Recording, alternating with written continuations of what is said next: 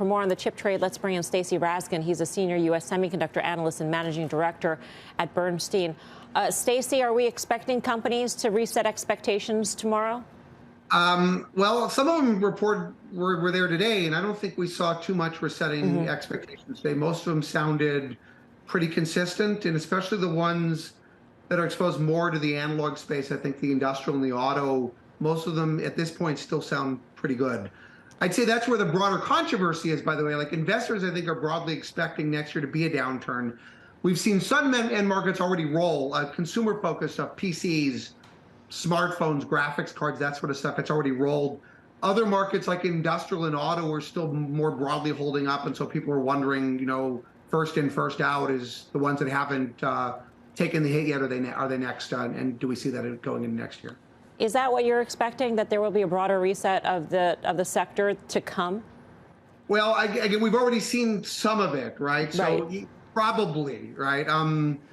I've been nervous on some of these other more diversified end markets, industrial and auto, for a while. Demand has still been very strong. Supply's been tight. Lead times, the time it takes customers to get their products, have been stretching out because of these supply shortages. I've been worried about stockpiling and double ordering. Like, there's a phenomenon that happens when customers can't get the stuff that they want in an appropriate time frame, is they tend to order more. It's the toilet paper situation, you know, from 2020. It happens all over the place. And I do think if you look at the trajectory of some of the semiconductor markets versus the trajectory of the end markets that they go into, I do think that there is a burgeoning discrepancy in some of these end markets, like some of the ones that have been holding up very strongly, like auto and industrial. And I do worry. Now, when that cracks, I don't know. Like, we started making this call a year ago, and at that point, I thought we maybe had a quarter or two. It's been 4 or 5 quarters, and I'd say from a fundamental standpoint, numbers have still held up quite well, although from a stock standpoint, it seems like investors have been getting more and more worried.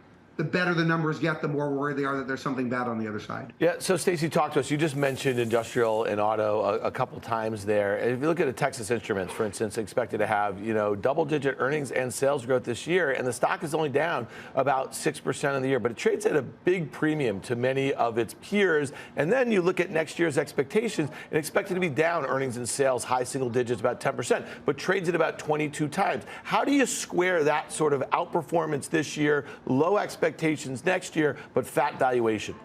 Well, I mean, this is how semiconductors trade. They're anticipatory, right? So quite often what you see as numbers are going up and up and up as the multiples come down, and vice versa. And we're in an environment right now where I think investors actually want to see cuts. They want to see numbers come down. They want to know that those estimates have bottomed so they can actually feel more comfortable buying the stock. And TI actually did cut. So if you go back to some of these other end markets, everybody's saying auto is still resilient, but TI is one of the few companies that actually has said that they're seeing issues, at least in industrial. They've actually guided down. They guided next quarter down, I can't remember, 12%, 12, 13% sequentially, which is low relative to what you would typically see seasonally in that quarter. Because of that, numbers going forward have been reset as well, and it actually makes investors more comfortable buying, and you would tend to put a higher multiple on a more trophy kind of earnings. TI in general, though, does tend to get a premium. It's a very well-respected company. They've got a great long-term investor base who tend to hold the stock through thick and thin. So the multiple for them tends to be supported regardless, though. Stacy, thanks so much for joining us. Nice to see you. Oh, you bet. Anytime. Stacy Rasgon. All right, what Stacy likes: AMD, NVIDIA, and Qualcomm. Do you like those guys?